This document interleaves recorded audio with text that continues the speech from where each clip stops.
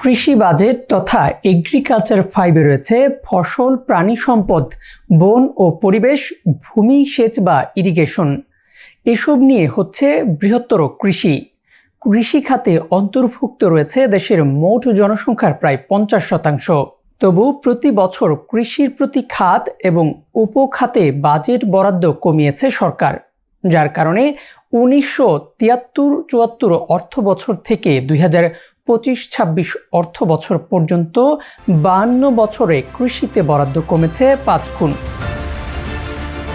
2011-12 অর্থ বছরে মোট বাজেটের 10.65% কৃষিতে বরাদ্দ দেওয়া হয়েছিল। এরপর ধারাবাহিকভাবে বরাদ্দ কমতে থাকায় জিডিপির অবদানও হ্রাস পেয়েছে। 1972 সাল থেকে 2025 সালের মধ্যে খাদ্যশস্য উৎপাদন 5 গুণ বাড়লেও বরাদ্দ বাড়েনি। অন্যদিকে বাজেটে বরাদ্দ কমতে থাকায় 50% কৃষকের দেশে কমেছে কৃষি শ্রমিক ও বড় গৃহস্থ। ভোগ্যপণ্য উৎপাদনে নতুন করে কৃষিকে পেশা হিসেবে নিতে পারেনি তরুণরা। নানামুখী সমস্যায় বড় গৃহস্থ পরিবারের সংখ্যা কমলেও বেড়েছে ভূমিহীন কৃষকের সংখ্যা, যা আশঙ্কাজনক বলছেন অর্থনীতিবিদরা। ফলে আগামী দিনে কৃষক সংকটের মুখে পড়তে যাচ্ছে দেশ।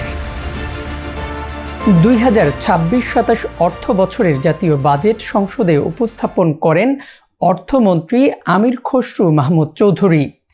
বাজেটের সম্ভাব্য আকার ধরা হয়েছে প্রায় 9,38,000 কোটি টাকা।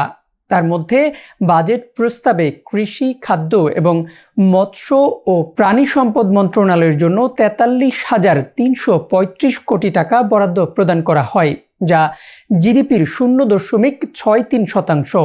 2025-26 অর্থ বছরের সংশোধিত বাজেটে এই খাতের জন্য বরাদ্দ ছিল 37,126 কোটি টাকা, যা জিডিপির 0.61%। সেই হিসেবে আগামী অর্থ বছরের জন্য এই খাতে বরাদ্দ 6,209 কোটি টাকা বাড়ানোর প্রস্তাব করা হয়েছে।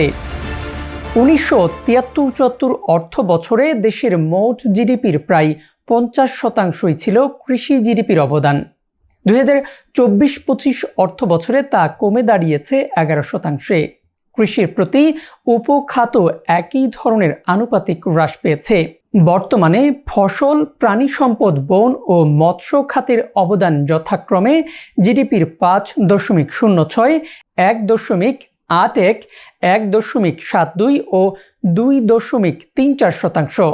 দেশের ক্রমবর্ধমান জনসংখ্যার চাহিদা পূরণে মোট কৃষি উৎপাদন ধারাবাহিকভাবে বৃদ্ধি পেয়েছে। আত্মনির্ভরতার পথে কৃষি খাত উল্লেখযোগ্য সাফল্য অর্জন করেছে।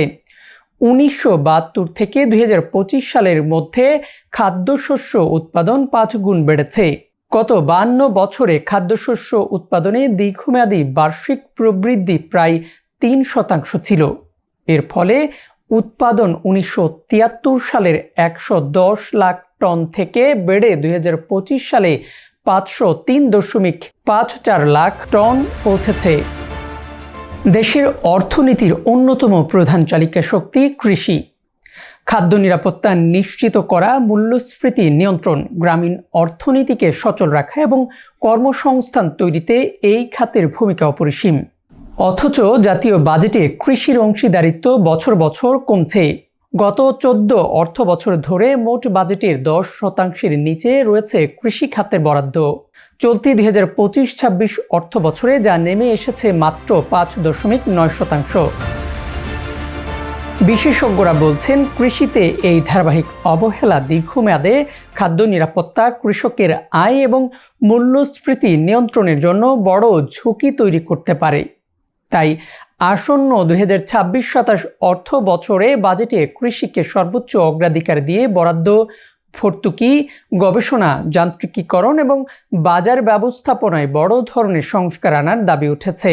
বাংলাদেশের জিডিপিতে কৃষির অবদান প্রায় 11%। দেশের মোট কর্মশক্তির প্রায় 40% এবং গ্রামীণ নারীদের প্রায় 60% কোনো না কোনোভাবে কৃষির সঙ্গে যুক্ত। কিন্তু বাজেটে কৃষির অংশ ক্রমেই সংকুচিত হয়েছে। 2011-12 অর্থ বছরে মোট বাজেটের 6.5% কৃষিতে বরাদ্দ দেওয়া হয়েছিল। এরপর ধারাবাহিকভাবে কমতে কমতে 2022-23 অর্থ বছরে তা দাঁড়ায় 8.7%। চলতি অর্থ বছরে তা আরও কমে 5.9% নেমে এসেছে। চলতি অর্থ বছরে কৃষি বিষয়ক 5টি মন্ত্রণালয়ের জন্য বরাদ্দ রয়েছে 46,268 কোটি টাকা। এর মধ্যে সরাসরি শস্য খাতে বরাদ্দ 27,224 কোটি টাকা, যা মোট বাজেটের মাত্র 3.45%। অপরদিকে কৃষি ভর্তুকির পরিমাণও কার্যত স্থবির। 2024-25 অর্থ বছরে কৃষি ভর্তুকি ছিল 17,261 কোটি টাকা। চলতি অর্থ বছরে তা কমে দাঁড়িয়েছে 17,241 কোটি টাকায়। দেশে গত 4 বছর ধরে উচ্চ মূল্যস্ফীতি স্থায়ী রূপ নিয়েছে। খাদ্য মূল্যস্ফীতি দীর্ঘ সময় 10%-এর উপরে ছিল, যদিও সাম্প্রতিক মাসগুলোতে কিছুটা কমেছে। তবু এশিয়ার মধ্যে বাংলাদেশে খাদ্য মূল্যস্ফীতি এখন অন্যতম উচ্চ পর্যায়ে রয়েছে। অর্থনীতিবিদদের মতে খাদ্যে মূল্যস্ফীতি নিয়ন্ত্রণের একমাত্র টেকসই উপায় হল কৃষি উৎপাদন বাড়ানো। কিন্তু কৃষি খাতের প্রবৃদ্ধি আশঙ্কাজনকভাবে কমে গেছে। 2009-10 অর্থ বছরে কৃষি প্রবৃদ্ধি ছিল 6.55%। বর্তমানে তা নেমে এসেছে প্রায় 2.4%। এসডিজি লক্ষ্যমাত্রা অর্জনে কৃষি প্রবৃদ্ধি অন্তত 4-5% উন্নতি করা প্রয়োজন বলে মনে করেন বিশেষজ্ঞরা। কৃষি অর্থনীতিবিদ অধ্যাপক ডক্টর জাহাঙ্গীর আলম বলেছেন, কৃষিতে ভর্তুকি ব্যয় নয়, এটি একটি দীর্ঘমেয়াদী বিনিয়োগ। কৃষিতে বিনিয়োগ কমালে উৎপাদন কমবে, আমদানি নির্ভরতা বাড়বে এবং মূল্যস্ফীতি নিয়ন্ত্রণ কঠিন হয়ে পড়বে। কৃষি অর্থনীতিবিদ সমিতি আসন্ন বাজেটে কৃষি খাতে মোট বাজেটের অন্তত 9.5% বরাদ্দ দেওয়ার দাবি জানিয়েছে। সম্ভাব্য 9,38,000 কোটি টাকার বাজেট বিবেচনায় এই বরাদ্দ দাঁড়াবে প্রায় 88,350 কোটি টাকা। বিশেষজ্ঞদের মতে কৃষি গবেষণায় সরকারি বিনিয়োগ এখন অত্যন্ত কম।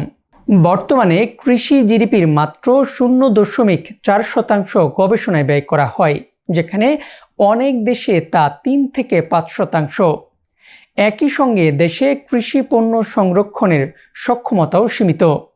বর্তমানে সরকারি খাদ্য গুদামগুলোর ধারণ ক্ষমতা প্রায় 22 লাখ টন, অথচ প্রয়োজন কমপক্ষে 60 লাখ টন ধারণ ক্ষমতা। কোল্ড স্টোরেজ, আধুনিক গুদাম ও কৃষি পণ্য প্রক্রিয়াজাত শিল্প না থাকায় প্রতি বছর বিপুল পরিমাণ ফল, সবজি ও কৃষি পণ্য নষ্ট হচ্ছে। বিশেষজ্ঞদের ভাষায় কৃষক শুধু খাদ্য উৎপাদন করেন না, দেশের অর্থনীতি, কর্মসংস্থান এবং সামাজিক স্থিতিশীলতার ভিত রক্ষা করে। তাই বাজেটে কৃষিকে প্রান্তিক না রেখে কেন্দ্রীয় অগ্রাধিকার দেওয়াই এখন সময়ের দাবি। ইএফটি ফার্স্টের সাথে ট্রেড করুন যে কোনো জায়গা থেকে। ক্যাম্পাসে ক্লাসের ফাঁকে, ঢাকার জ্যামে বসে কিংবা ঘরে বসে, ট্রেডিং এখন হাতের মুঠোয়। তাই ট্রেড করুন যখন খুশি, যেখানে খুশি।